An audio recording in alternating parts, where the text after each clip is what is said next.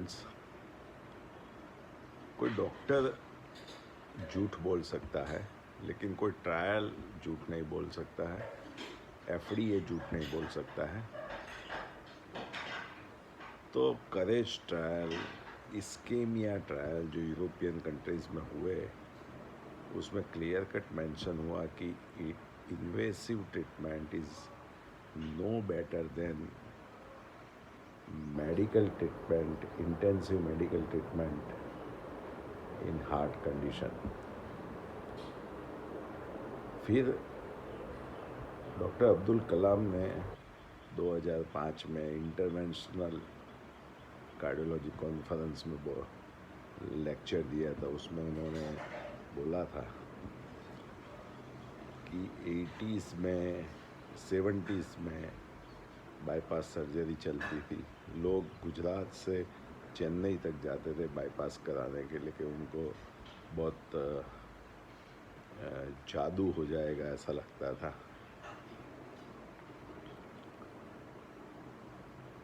फिर balloon angioplasty आई 80s में। 90s में स्टेंट आए, बेयर मेटल स्टेंट के, जो सक्सेस नहीं हुए। फिर उसमें ड्रग का एक लेयर चढ़ा के उसको डाला गया, तो उसका रीस्टिनोसिस का रेट थोड़ा लंबा हुआ, मीन्स 1-2 साल में वो ब्लॉकेज हो जाते हैं। तो कहने का मतलब ये है कि इन्वेसिव प्रोसीजर्स जैसे जैसे उसकी साइड इफ़ेक्ट सामने आती गई, तो नया संशोधन सामने इतने ही होते गए। जैसे ईईसीपी का रिसर्च हुआ, क्लिनिकल ट्रायल्स हुए, मस्ट ईईसीपी, पीच ट्रायल, और फिर यूएस एफडीए ने उसको अप्रूव किया इंट्रैक्टेबल एंजाइना के लिए, कंजेस्टिव हार्ट फेलियर के लिए, cardiogenic shock, heart attack, post Covid heart failure और फटिग सिंड्रोम के लिए, पार्किंसन में ये इसका एक रैंडमाइज्ड ट्रायल है। दूसरा peripheral arterial disease, stroke, ischemic में उसके ट्रायल्स है। तो ईईसीपी एक उभर के आई एक ट्रीटमेंट कि जो हार्ट डिसीज़ की ऑथेंटिक ट्रीटमेंट मानी जाती है, क्योंकि डायस्टोल सिस्टोल के अनुसार से वो ट्रीटमेंट रेसिप्रोकेट करती है। जैसे हार्ट डायस्टोल में होता है तो पैर में से जो बीपी के कफ टाइप के न्यूमेटिक कफ लगाते हैं, वो ऑटोमेटिक नीचे से ऊपर की तरफ कंप्रेस होते हैं और एओर्टा से वो ब्लड फ्लो हार्ट में एकदम से बढ़ा देते हैं, कोरोनरी परफ्यूजन प्रेशर बढ़ाते हैं और डायस्टोलिक ऑगमेंटेशन करते हैं। और जब हार्ट कॉन्ट्रैक्ट होता है तो ये बेल्ट ऊपर से नीचे की तरफ पैर में खुल जाता है, तो रेजिस्टेंस हार्ट का कम हो जाता है। और कार्डियक साइकिल 0.8 सेकंड की होती है। इसमें 0.3 सेकंड सिस्टोल का होता है और 0.5 सेकंड डायस्टोल का होता है। तो हार्ट सफिशिएंट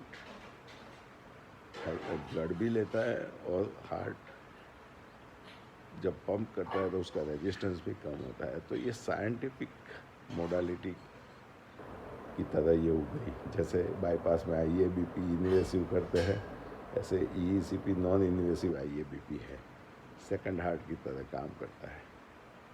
तो संशोधन बहुत चलते गए। डी नॉर्निस ने डाइट पे संशोधन किया, लाइफ चेंजेस पे संशोधन किया। उसने बोला कि प्लांट बेस्ड वेजिटेरियन डाइट खाइए, कोलेस्ट्रॉल 10 ग्राम पर डे जितना जाना चाहिए, avoid fried non veg food, avoid saturated milk and all this products, avoid saturated oil, do yoga, meditation, go for walking or cycling for some time in a day, like 20 to 30 minutes per day, brisk walking, family support, positive mindset कि my heart disease will disappear authentically with medicine and life changes and EECP। तो बहुत सारे संशोधन होते गए।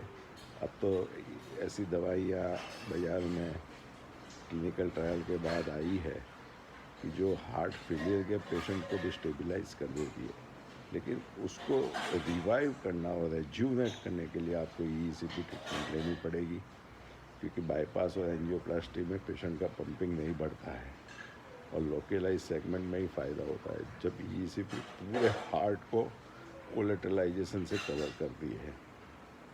Authentic doctor से treatment लोगे, EECP will be life saving experience for the patient और पेशेंट की लाइफ एकदम हेल्दी हो जाएगी, हार्ट एकदम हेल्दी हो जाएगा।